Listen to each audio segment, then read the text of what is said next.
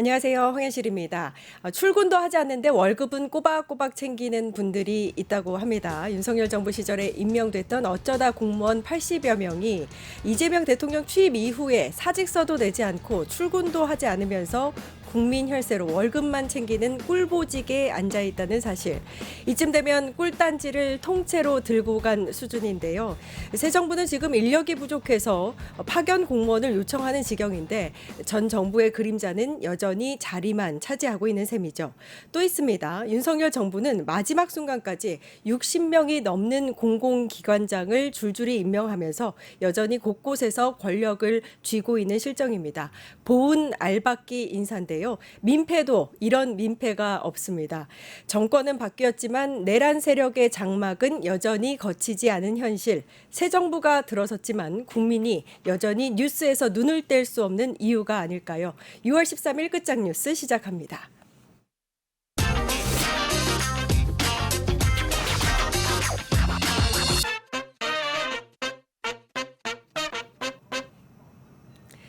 네, 여의도 정치 현주소를 살펴보는 시간 의원실 라이브입니다. 박주민 민주당 의원님 나와 계십니다. 안녕하세요. 예, 안녕하십니까. 네, 특검이 정말 속도전을 내고 있는 듯한 느낌입니다. 어젯밤에 임명을 하실 줄은 상상도 못했는데 3개의 특검이 임명이 됐습니다. 내란 특검에는 조은석, 또 김건희 특검에는 민중기 이렇게 또 추천이 됐고요. 네. 최상병 특검에는 이명현 특검이 임명이 됐습니다. 네. 자, 일단 2개 특검, 내란 특검, 김건희 특검은 민주당에서 추천했던 특검이네요.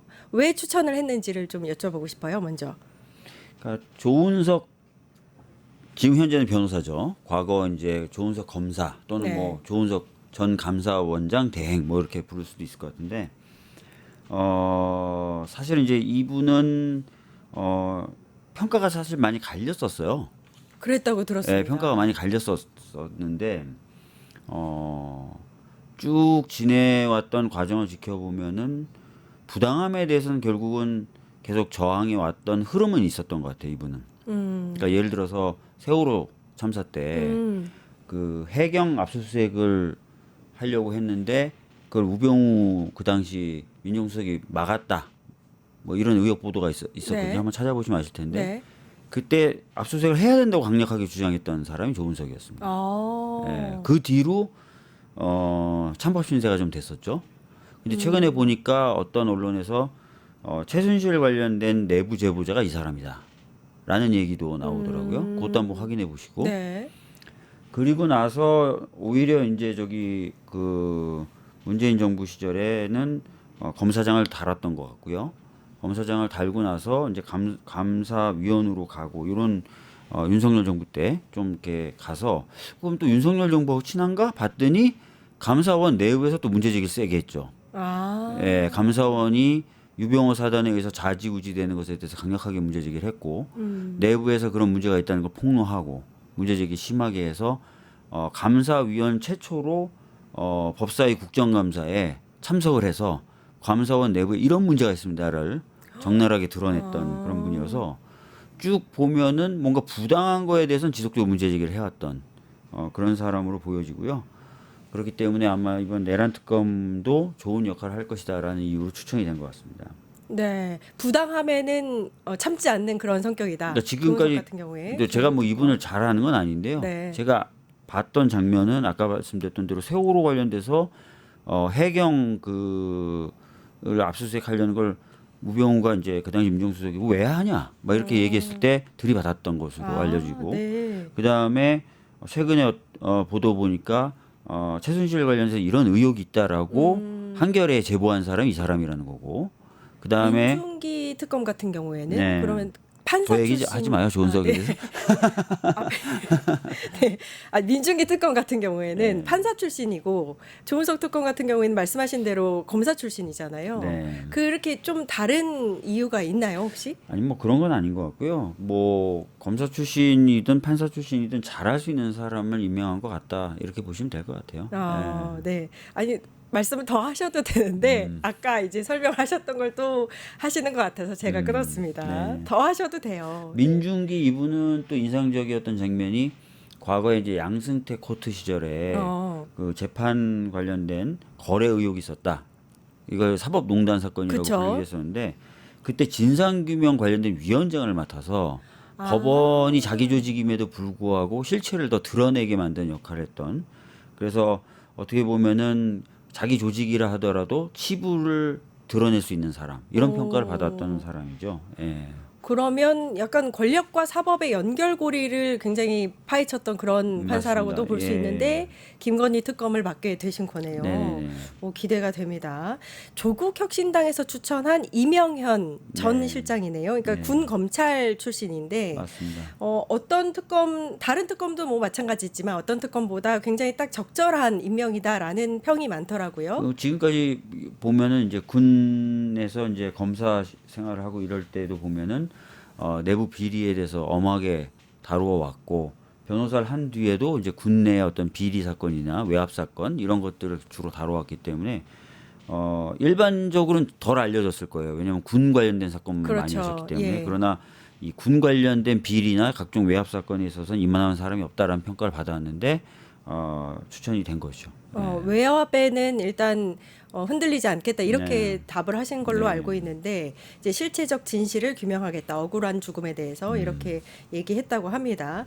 일단 굉장히 속도전을 갖고 특검 임명까지 마무리를 했는데 이 특검이 일단 범위가 굉장히 넓고 그다음에 규모도 밤에 크기 자꾸 때문에. 결제가 난다고 해서 이상하다고 생각하시는데 네네. 밤에 예를 들어서 이 특검 네네. 결제 났고 시계에 관련돼서도 뭐 밤에 페이스북에다 연수지고, 근데 네. 대통령 일하는 스타일이 그래요. 그러니까 본인 책상 위에 서류가 쌓여 있는 걸 못 견디시는 스타일이시고 순서대로 다 처리하고 밤늦게까지 일하시는 거예요. 그래서 밤 11시쯤에 딱 10시나 11시쯤에 이거 일하실 순서면 결제하시는 거예요, 그냥. 그러니까 어떤 의미가 있는 게 아니라 밤새 야근하시는 그 네, 순서대로 계속 이 일을 하시는 처리를- 거예요, 그냥. 이분이 쭉 일을 하고 계시구나. 이렇게 보시면 돼요. 어제는 몇 시까지 일하신 거예요? 글쎄요, 그러면 모르겠습니다. 11시 네. 9분에 임명이 됐는데 일단 언제쯤 특검이 시작이 되느냐가 또 관심사입니다. 이제 네. 170일 정도가 진행이 될 거기 때문에 연말까지는 좀 마무리됐으면 하는 그런 바람이 많기 때문에 언제 수사가 시작이 될까요? 뭐 아시다시피 이제 특검 이제 지명이 됐으니까 다음 절차로 넘어가지 않겠습니까? 특검보 임명, 그다음에 파견 검사 받는 거, 그다음에 수사관들 뽑거나 받는 거, 일할 공간 구하는 거, 뭐 이런 것들을 해야 돼서 보통 각 특검법마다 좀 다르지만 준비 기간이 20일 또는 뭐 30일 이렇게 있습니다. 네. 그래서 대략 한 달 정도 지나야 본격적으로 시작된다 이렇게 보시면 될 것 같습니다. 일단 제일 규모가 작은 최상병 특검 같은 경우에는 이번 달에도 시작이 가능하다 빨리 이런 얘기도 뭐 하면 할 수 있죠. 나옵니다. 예, 그쵸? 특검이 이미 있으니까 네. 뭐 특검보 한두 명만 있다 하더라도 하려면 할 수 있죠. 예. 근데 이게 궁금한 게 사실 사상 최대의 특검 규모잖아요. 근데 그렇게 생각하시면 안 되고요. 네. 세 개 특검을 합치다 보니까 사상 최대라고 자꾸 네, 얘기하는데 그렇죠. 거기 저희가 넘어가면 안 돼요. 한꺼번에 각 이루어진 특검을 건 처음- 봐야죠. 각 특검을 봐야죠. 네네, 그렇죠. 각 특검을 봐야 되는 거고 개별적으로 봐야 되는 거고 세 특검을 묶어서 한 특검이라고 우리가 부르지 않잖아요. 그럼요. 근데 예. 자꾸 세 특검을 묶어서 한 특검처럼 얘기하면서 최대 규모다 이렇게 얘기하는 것 자체가 저는 뭐 장난질인 것 같아요. 이 말씀 왜 하시는지 네. 아는 게 사실 내란 특검 같은 경우에는 오히려 이 특검의 그 사안의 중요성보다도 특검의 규모가 작다고 느끼시는 분들도 계실 것 그럴 수 같아요. 있어요. 지금 보세요. 예를 들어서 검찰에서 수사 및 공소 유지하는 인력이 있죠. 경찰에서 이거 관련된 수사 및 수사하는 대안이가 네. 있죠. 그 다음에 군 검찰에서도 이거 하고 있거든요. 그렇죠. 근데 그 사건을 다 가져오는 거잖아요. 맞습니다. 그럼 그 인력을 다 합친 것만큼의 숫자 플러스 알파가 돼야 되는 거 아니에요? 예. 그렇게 쳐야 되는데 그렇게는 치지 않고 오히려 새 특검을 마치 하나의 특검처럼 얘기하면서 사상 최대 규모다. 이거는 말장난이에요. 예.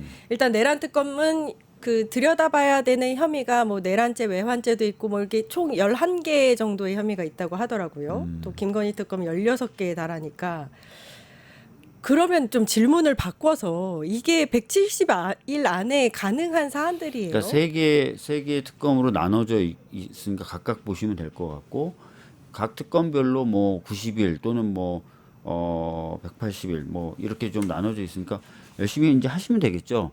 문제는 전 수사 의지지.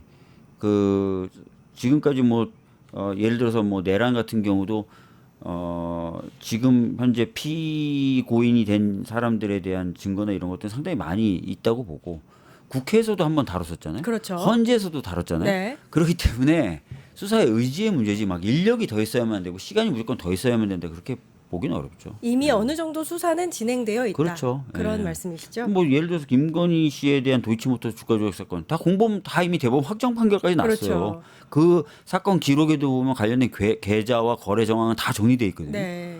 그래서 뭐 이거를 뭐 시간을 많이 들여야 되는데 꼭 그렇게 볼 수는 없죠. 근데 김건희 말씀하셨으니까 네. 도이치모터스 사건 그 이제 황제 수사 얘기도 있었고 맞아요. 이게 네. 조사가 좀 원활하겠느냐라는 부분이 있어요. 뭐 윤석열이나 김건희 같은 아니 경우. 검찰이 할 수 있는 걸 안 해서 문제죠. 그러니까요. 예. 저는 이 세 가지 특검 하나로 묶어서 최대 규모다라고 얘기하는 것도 웃기지만 왜 세 개를 동시에 하느냐는 질문도 우문이라고 생각해요. 특히 국힘에서 그런 얘기를 많이 하는데 네. 계속해서 거부권 행사했으니까 지금 한꺼번에 가는 거 아니에요. 그렇죠. 제때 통과시켰고 진행시켰으면 이렇게 한꺼번에 할 일이겠습니까? 본인들이 3번, 어떤 건 4번씩 거부권 행사하다 보니까 이렇게 된 거잖아요. 어차피 가야 되는 건데. 예.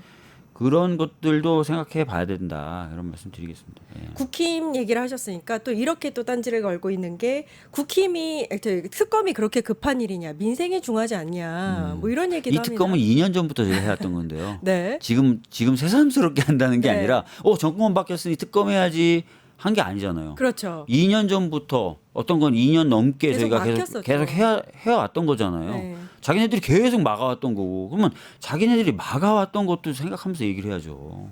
그러니까 그리고 또 민생을 안 존경하는 인생을 안 국민 여러분, 챙기겠다는 것도 아니고요. 그렇습니다. 예. 특검 얘기는 뭐 여기 자꾸 본인 얘기들 국힘은 빼놓고 얘기. 자기네들이 거부권을 계속 행사해 네. 왔다든지 또 검찰도 아시다시피 도이치모터스 주가 조작 사건은 이원석 전 검찰총장이 대국민 사과까지 했어요. 그렇죠. 예. 본인이 지시했는데 그 지시조차 어겨가면서 저렇게 수사할 줄은 몰랐습니다. 죄송합니다. 이렇게 사과까지 한 검찰 탓이고 이건 전 정부 탓이 커요. 유튜브 구독하고 실시간 채팅과 댓글을 남기시면 매일매일 7,000TTCO를 드립니다. 참여 방법은 통통물 어플을 다운로드하고 회원가입과 로그인을 해주세요. 마이페이지에서 나의 회원 고유 번호를 복사해주세요. 유튜브 구독 후 실시간 채팅이나 댓글창에 고유 번호를 한 번만 입력하면 준비 끝! 지금 유튜브 채팅과 댓글 쓰기 참여하고 7,000TTCO 받아가세요.